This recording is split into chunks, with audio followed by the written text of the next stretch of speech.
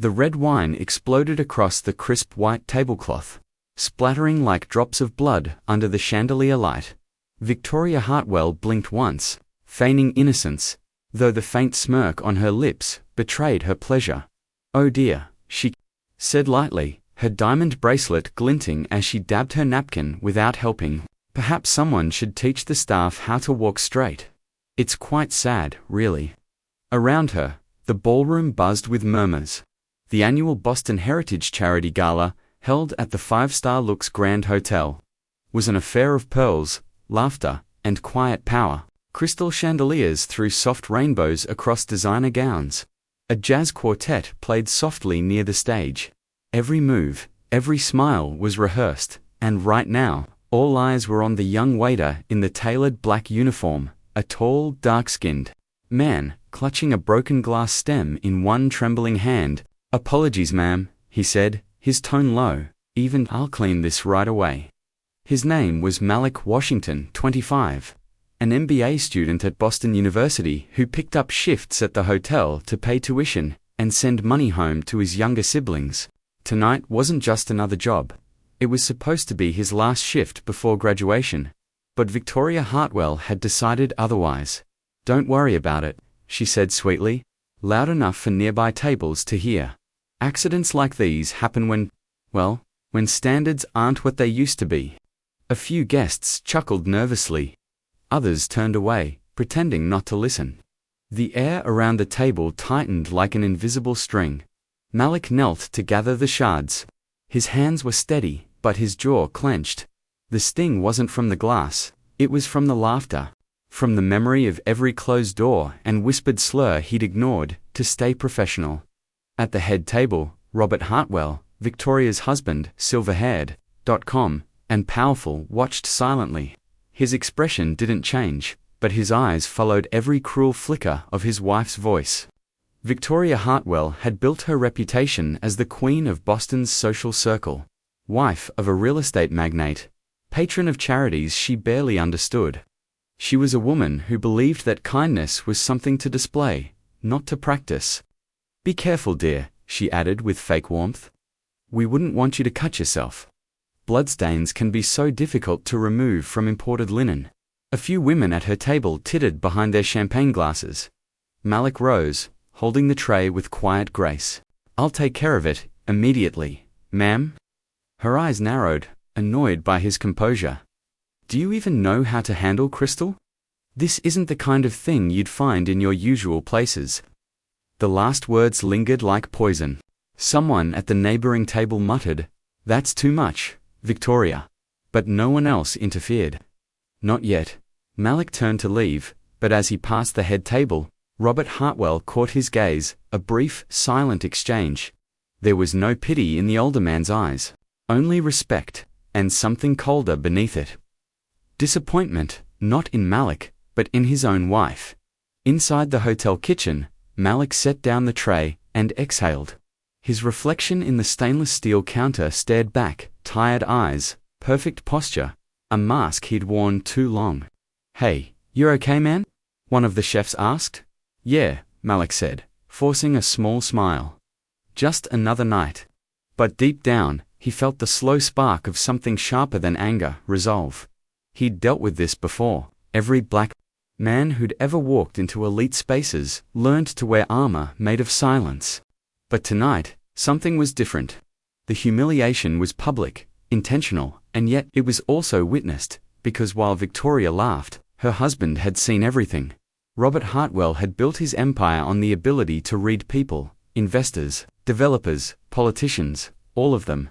He could spot greed, ambition, and deceit, like a hawk sees a mouse in the field. But that night, watching his wife degrade a hard-working man, he saw something he'd spent decades ignoring, the ugliness within his own household. He tapped his glass, pretending to signal the waiter, but his eyes followed Malik as he disappeared behind the swinging kitchen doors. Victoria noticed. "Robert," she asked lightly. "Something wrong?" He smiled faintly. "Just watching someone handle himself with more grace than most people in this room." Victoria's smile froze for half a second before she turned to her friends, brushing off his words. Men and their savior complexes, she muttered. But Robert wasn't done watching. He'd seen Moloch's restraint. The dignity under fire. The professionalism that shamed every cruel word his wife had spoken. And in that instant, something began to shift. Neither Victoria nor Malik knew it yet, but that single moment, a shattered glass, a spill, a cruel smile was about to unravel everything. The gala, the marriage, the facade of high society grace. And it would all begin with one man who refused to lose his composure. Back in the ballroom, the air shimmered with polite laughter and jazz. But under the surface, something in the atmosphere had changed. The moment Malik left the floor, Victoria Hartwell began weaving her cruelty into conversation like a silken thread. Thin, beautiful, and poisonous. "Did you see that?" she said, addressing her table of diamond-draped friends. "The hotel really needs to rethink their hiring standards. I nearly lost my appetite watching that poor man stumble all over himself." Her tone was light, but every word carried the subtle sting of superiority. Around her, several women nodded out of habit, more than agreement. No one dared to confront her directly. Victoria had the kind of social power that could freeze a person out of Boston's elite circles overnight. One woman, Margaret Whitmore, leaned closer. "Darling, you're far too patient. At my son's wedding, I had to demand they replace a waiter who didn't know which wine to serve first. Standards are simply vanishing." The women's laughter rang like breaking glass. By the time dessert was being served, the ballroom shimmered with the illusion of elegance again. The live band played soft jazz, champagne glasses clinked, and waiters glided between tables like shadows. But at table 7, the Hartwell table, the air was still sharp enough to cut glass. Victoria Hartwell had recovered her poise, at least outwardly. Her smile returned, but it was a brittle mask, the kind that cracked under pressure. She laughed a little louder, gestured a little wider, her voice laced with fake sweetness. Inside, however, humiliation burned like acid. She couldn't stop replaying her husband's words. "No, Victoria. You're embarrassing yourself." That sentence had wounded her far more deeply than anyone realized. Because for people like Victoria, people raised to believe their image was their worth public, embarrassment was the ultimate betrayal, and someone had to pay for it. Her gaze wandered. As he stepped into the kitchen, Moloch's pulse steadied. His hands no longer trembled. He knew what had just happened wasn't just a personal victory, it was a moment of truth. Because sometimes, silence isn't weakness, it's strategy. And the smartest revenge is letting your dignity speak louder than their cruelty. The ballroom lights dimmed as the charity auction began. Silver trays clinked softly, laughter returned, and conversation resumed. But for Robert Hartwell, none of it registered. He sat at the head table, staring absently at his untouched wineglass. His wife laughed a little too loudly beside him, her charm, now a thin mask, stretched over a bruised ego. The applause from Moloch's perfect recital of the French menu still echoed in Robert's ears, not because of the spectacle, but because of what it revealed. He had built his empire on discipline, on reading character. And tonight, he had seen more strength, intelligence, and restraint in a waiter than he'd seen in the room of millionaires combined. When the auction ended, Robert excused himself quietly, slipping away from the polished chaos of the ballroom. He made his way through the service corridor, toward the kitchen, a place no one of his social standing ever visited during these events. The air there was different, warmer, real, the clatter of dishes, the sharp hiss of pans, the rhythm of work, it all hummed with purpose. He spotted Malik near the back, rinsing a tray under the steel sink, sleeves rolled to his elbows. Expression composed but weary. "Mr. Washington," Robert said softly. Malik turned, surprised to see the man who, just an hour ago, had been the most powerful person in the room. "Sir." Robert stepped closer, his polished shoes echoing on the tile. "May I have a word?" "Of course." Malik wiped his hands, unsure whether this was about to be a reprimand or another subtle humiliation. But Robert's tone was steady, genuine. "First, I owe you an apology. What you endured out there," he paused, as if searching for the right words, "was unacceptable. Malik straightened, cautious.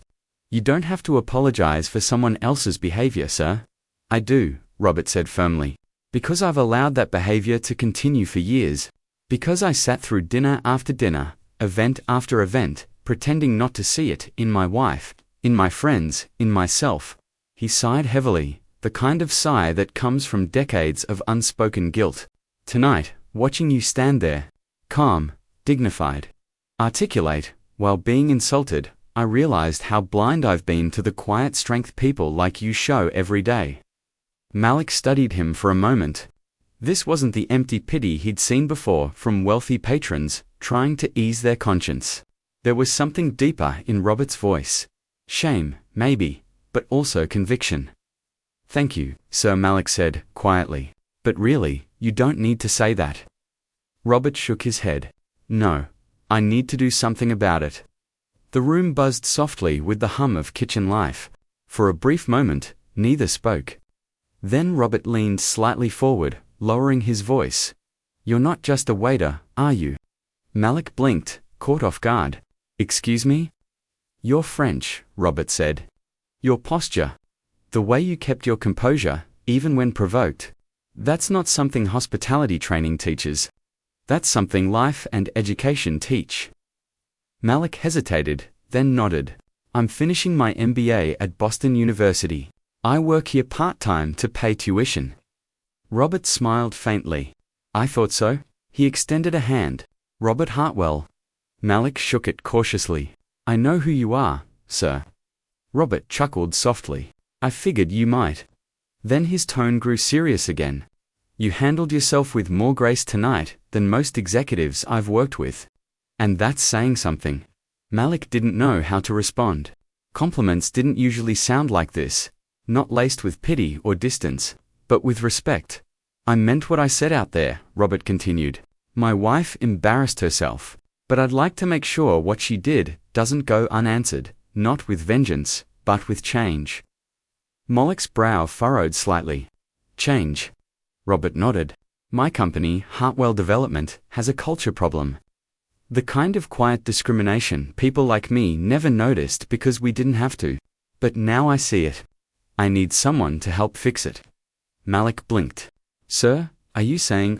I'm saying, Robert interrupted gently. I could use someone like you. Someone who understands this issue, not from theory, but from experience. The words hung in the air like a revelation.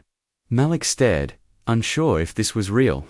I appreciate the offer, but I don't think your wife would agree with your decision. Robert gave a dry laugh. My wife and I have disagreed about far greater things, and honestly, I think that conversation is long overdue. He pulled a small business card from his inner pocket and slid it across the counter. Call this number tomorrow. My assistant will arrange a meeting. Officially, it's for a diversity and inclusion audit. Unofficially, he paused, meeting Malik's eyes. It's my way of starting over. Malik picked up the card, staring at the elegant embossed logo. Hartwell Development. CEO Office. You don't have to do this for me, sir, Malik said carefully. Robert's gaze hardened. I'm not doing it for you. I'm doing it because I finally saw who I've become, and I don't like it. You just reminded me what dignity looks like. Before Malik could reply, a voice sliced through the kitchen noise. Robert. It was Victoria. Her heels clicked sharply against the tile as she entered, her face twisted in disbelief. What on earth are you doing back here? Robert turned, his expression calm but cold. Apologizing to the man you tried to humiliate. The words hit her like ice water. She froze, glancing between them. You're joking. I'm not, Robert said simply. I'm finally doing the right thing. Malik stepped back, trying to avoid the confrontation, but Robert stopped him gently. You have nothing to apologize for, Mr. Washington. Nothing at all. Victoria's eyes widened. You're siding with him? Robert's tone was quiet but final. I'm siding with decency. Victoria's face went pale, and for the first time that night, she realized her husband's anger wasn't performative, it was real. Malik, sensing the storm about to break, gave a respectful nod and slipped out the service door, leaving the couple alone under the flickering kitchen light. as he stepped into the corridor. His heart pounded, not with fear, but with clarity. He didn't know exactly what would come next. But he knew one thing for certain. The tables had just turned. And this time, the man who once watched silently was now on his side. Victoria Hartwell had never known silence like this. The kind that hummed after an argument. Thick and heavy when words no longer worked as weapons. She stood in the gleaming hotel kitchen, surrounded by the scent of roasted lamb and truffle oil, staring at her husband who had just apologized to a waiter. A black waiter, her world tilted, slightly but undeniably. "Robert," she said finally, her voice sharp with disbelief. "You're humiliating yourself. And me. This is beneath you." Robert met her gaze calmly. "No, Victoria. What's beneath me is pretending people like you don't humiliate others for sport." The staff nearby pretended to be busy, but every ear was turned toward the confrontation. Victoria could feel their eyes on her, the same kind of attention she used to crave. But now it burned. "You're overreacting," she said, forcing a brittle laugh. It was a joke. Everyone makes jokes. Robert's voice cut through her excuse like a blade. "It wasn't a joke when you destroyed that young man's dignity in front of 50 people. It was cruelty." He adjusted his cufflinks calm and precise the way he always was before a major decision. "I've spent years watching you do this. The little comments, the cutting laughter, the way you treat anyone you consider beneath you. I stayed silent because I told myself it was harmless." He looked away, almost in shame. "But tonight, I saw what that silence makes me." Victoria's throat tightened. "You're talking nonsense," she said coldly. "He's just a waiter. Why are you letting this ruin an entire evening?" Robert's gaze hardened. "Because he's not just a waiter. He's a human being who showed more grace under pressure than you ever have in your life." For a second, she froze. Then she laughed, a nervous, brittle sound. "You're being ridiculous. What do you expect me to do? Apologize?" "Yes," Robert said simply. Her mouth dropped open. "To him." Robert's tone didn't waver. "To him? I will not," she hissed. "You've lost your mind, Robert." He sighed softly, the kind of sigh that carries years of disappointment. "Maybe I finally found it," and with that, he turned and walked away, leaving her alone amid the clatter of dishes and the murmurs of the staff who now looked at her, not with admiration, but pity. For the first time in her life, Victoria Hartwell felt small. The next morning, the story had already begun to spread quietly at first, then faster. People at the gala had witnessed the exchange, had whispered about the black waiter who spoke fluent French, about the millionaire who publicly sided against his wife at the breakfast table. Victoria's phone buzzed with messages. "Are the rumors true?" one read. "What really happened last night?" Another. She scrolled with shaking fingers, her mind racing for damage control. Robert entered the room silently, reading the newspaper. "Morning." She didn't respond. "I spoke to Malik Washington this morning," he continued, his tone measured. "He'll be joining Hartwell Development as an external consultant for a new diversity initiative." Victoria's spoon clattered against her plate. "You hired him?" "Yes," Robert said without looking up. "He starts next week." Her voice rose. "You can't be serious? That's absurd." Robert folded the newspaper slowly. "What's absurd is pretending we live in a world where cruelty goes unnoticed. What's absurd is thinking wealth excuses ignorance." Victoria's face flushed crimson. "Do you have any idea how this looks? A waiter working for your company. It's humiliating." "No," Robert said quietly. "What's humiliating is realizing my wife is more concerned about appearances than morality." For once, Victoria couldn't summon a retort. He stood, straightening his tie. "I'll be staying at the office tonight." That single sentence.com final landed heavier than any shouting ever could. When he left, the silence of the mansion roared. Victoria stared at her reflection in the glass window. Perfect hair, perfect pearls, perfect emptiness. She had everything she was supposed to want. And somehow, it all felt like it was slipping away. Not because of a scandal, but because of one undeniable truth. The man she had mocked had more character than she did. Across town, Malik sat at his small apartment desk, staring at the elegant Hartwell development business card he had replayed the previous night over and over, not out of anger, but disbelief. The humiliation, the confrontation, the apology, all of it felt surreal. He wasn't sure what Robert Hartwell truly intended, but something in the man's eyes told him this wasn't charity. It was remorse. Maybe even respect. Malik smiled faintly.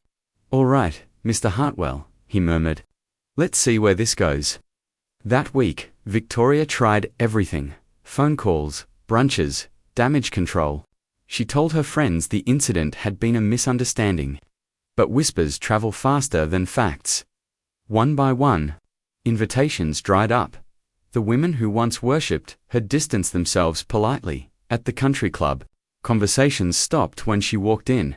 Every glance reminded her of that moment in the ballroom, the smirk on her face, the silence afterward, the waiter's unshaken poise. Her empire of elegance was crumbling, one whisper at a time. But Victoria Hartwell wasn't done yet. Beneath her humiliation, anger simmered, not just at Malik, but at the truth she refused to face. If Robert wanted to play the hero, fine. If the waiter wanted to climb above his place, fine. She would remind them both that people like her always found a way to stay on top. Or so she thought, because what Victoria didn't know, what she couldn't imagine, was that the very man she tried to destroy was about to become the key to her downfall. And the most ironic part, he wouldn't have to lift a finger. It started with a headline: Boston socialite faces allegations of racism at charity gala. Then another. Audio leaks reveal shocking comments from real estate mogul's wife. By noon, Victoria Hartwell's name was everywhere.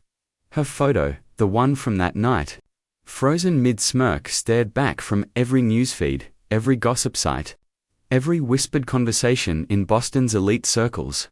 She stared at her phone, disbelieving. No, this can't be happening. But it was. The audio, clear and damning, captured every cruel word. Someone had recorded the entire incident, from the spilled wine to the humiliation. The way she mocked Malik, the condescending tone, even her forced laughter. 23 minutes of destruction. Who would have done this? She whispered. Robert looked up from his laptop, his voice quiet. Does it matter? Her breath caught. You knew? I found out this morning. The recording was anonymous, sent to several media outlets. Her chest tightened. You think it was him, don't you? That waiter. He's trying to ruin me. Robert met her glare with unnerving calm. He didn't have to ruin you, Victoria. You did that yourself. His voice was low but final, the kind of tone that didn't need to rise to sound powerful. She gripped her phone, trembling. You have to do something. You have to stop this. Robert folded his hands on the table. And what would you have me do? Silence the truth? Threaten the press? He shook his head slowly. You always believed your words didn't have consequences. Now you're learning they do. Her phone buzzed again, another message, this one from Margaret. I'm so sorry, dear. The club board had to vote. You've been suspended indefinitely. Victoria's knees weakened. Suspended. Revoked, Robert corrected softly. They called me this morning. It's permanent. She turned on him, eyes blazing. You could have stopped them. I didn't, he said simply, because I won't protect cruelty anymore. For the first time in her life, Victoria had no audience to perform for, no friends to applaud, no servants to impress. Just silence. And a husband who finally saw her for what she was. Across town, Malik sat at a small cafe. Scrolling through the same headlines, he hadn't leaked the audio himself, though he had recorded it, partly for his MBA thesis on corporate discrimination. Someone from the Gala must have overheard the exchange and decided the world needed to hear it. Still, the story had gone viral.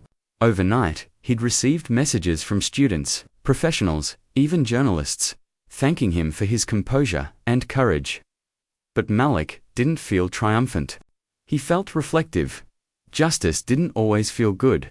Sometimes it felt heavy, like the weight of truth pressing down on everyone involved.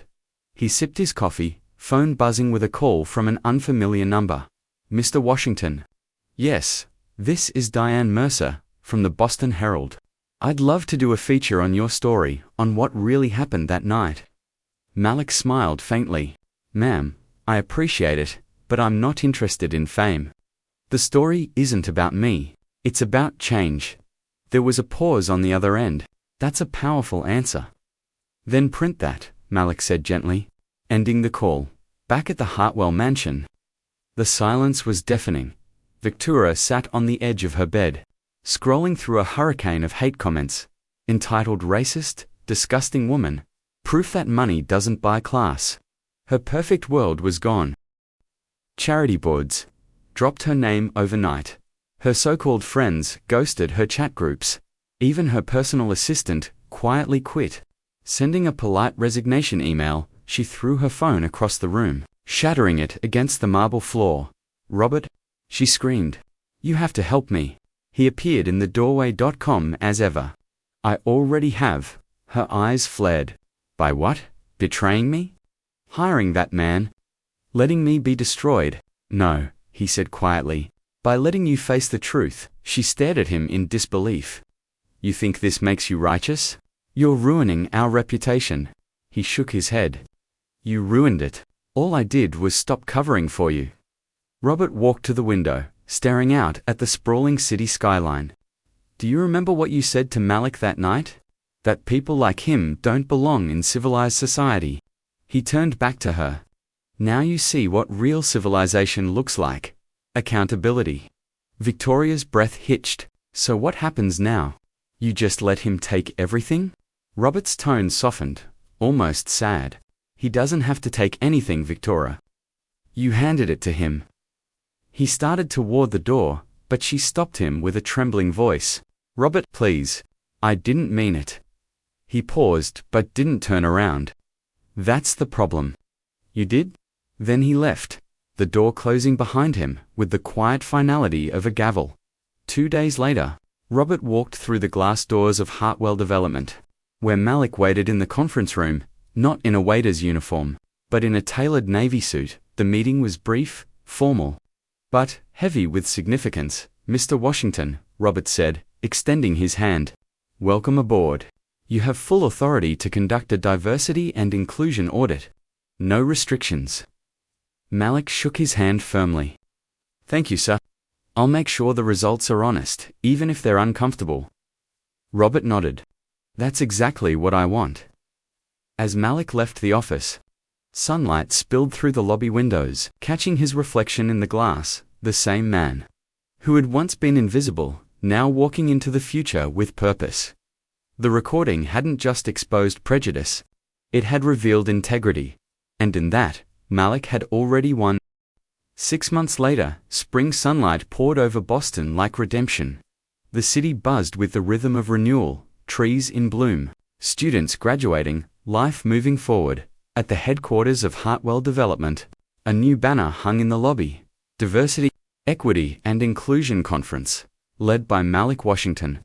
Employees moved briskly through glass corridors, dressed in crisp suits, greeting Malik with respect. Gone was the black vest and white shirt.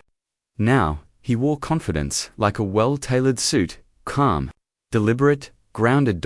Inside the main auditorium, Robert Hartwell stood beside him, introducing him to the board. 6 months ago, Robert began, his voice deep and steady. Our company faced a mirror, and for the first time, we didn't look away. He gestured toward Malik. This man helped us see not just who we were, but who we could become. His work has already reshaped our hiring, our leadership, and more importantly, our humanity. The audience applauded, a genuine sound that echoed through the marble halls. Malik stepped forward, speaking in the same calm, measured tone that once silenced a ballroom full of arrogance. Change doesn't begin with outrage, he said. It begins with awareness. It begins when someone finally says, enough. He didn't mention Victoria by name. He didn't have to. Everyone in that room already knew the story. Dignity, Malik continued, isn't weakness. It's power under control. And when you lead with it, Even your enemies teach you something. As the room rose in applause, Robert nodded subtly, pride flickering in his eyes. He knew he couldn't undo the past, but he could build a future that honored what he had learned. Meanwhile, across town, Victoria Hartwell sat alone in her no-silent mansion. The grand piano gathered dust. The once bustling hallways echoed with emptiness. Her phone no longer buzzed with invitations or gossip. The same social circle that once adored her now avoided her name like a stained dot. Every online apology she posted was met with scorn. Her foundation removed her from its leadership board. Even her old friend Margaret had stopped replying. In the gilded mirror above the fireplace, she caught her reflection, elegant but hollow. For years, she'd believed she ruled the room. Now, she finally understood. She'd only ruled fear. And fear never lasts. Robert visited one final time, not out of love, but closure. He stood by the door, hands in his coat pockets. "You look well," he said politely. "Do I?" Victoria asked, her voice brittle. "The whole city thinks I'm a monster." Robert sighed softly. "The city thinks what it heard. The truth is what you showed them." She met his gaze, searching for even a shred of the affection they once shared. "You still blame me?" "I don't have to," he said quietly. "You've blamed yourself every day since it happened." He handed her an envelope. "These are the final divorce papers." She took them with trembling hands. "You're really ending it." "I ended it the night you tore someone else down to feel taller," Robert said. "All that's left now is forgiveness for yourself, if you can find it." He turned to leave, but paused at the door. "Malik didn't destroy you, Victoria. You destroyed yourself. But if you learn from it, maybe something good will still come from what you did." When he left, she sank into the chair, the sound of the closing door echoing through the empty house like a verdict. For the first time in her life, she cried without an audience. That evening, Malik walked through the city streets, the cool air brushing his face. He passed the Lux Grand Hotel, where it all began. The grand chandeliers still glowed through the glass, laughter spilling from inside. He paused outside the window, watching a new set of waiters glide between tables. Young, hopeful, nervous. He smiled faintly. Inside, one of the new staff, a young woman, accidentally dropped a glass. Red wine splattered across the tablecloth. There was a pause, then laughter, not cruel laughter, but soft understanding. Guests helped her clean it up. No humiliation. No spectacle. Just Grace Mollick's smile widened. That's how change starts, he thought. One room at a time. He turned, the city lights reflecting in his eyes, and walked toward the future, not as the man who'd been humiliated, but as the man who proved that dignity lasts longer than hate ever could. At that same moment, across the city, a televised interview aired. A journalist asked Robert Hartwell a pointed question. "Mr. Hartwell, some people say your company's transformation came at a personal cost. Was it worth it?" Robert smiled faintly. "Some costs are necessary. I lost my marriage. I lost my social circle. But I gained clarity. And if that clarity helped even one person stand a little taller, it was worth every dollar, every friend, every headline." The journalist nodded. "And Malik Washington." Robert's voice softened. "He reminded me what true leadership looks like, not authority, but integrity." The next morning, at Boston University, Malik stood at a podium during his graduation ceremony. His name was called, and the crowd erupted in applause. Professors, classmates, even strangers stood to honor him. He looked out over the audience, his voice carrying like truth through the air. "6 months ago, I was a waiter serving tables for people who never saw me. Tonight, I graduate with a degree, not just in business, but in understanding, because success means nothing if you forget the humanity behind it." He raised his diploma high. "Never let anyone tell you your place. You define it. With grace, with purpose, with dignity." The crowd rose again, cheering. And somewhere, even Victoria, alone in her mansion, watched from a distance, tears blurring her vision. She couldn't change what she'd done, But maybe, just maybe, she could start by changing herself. In a world where arrogance speaks loud and cruelty feels powerful, remember, dignity doesn't shout. It endures, and sometimes, the quietest people leave the loudest legacy.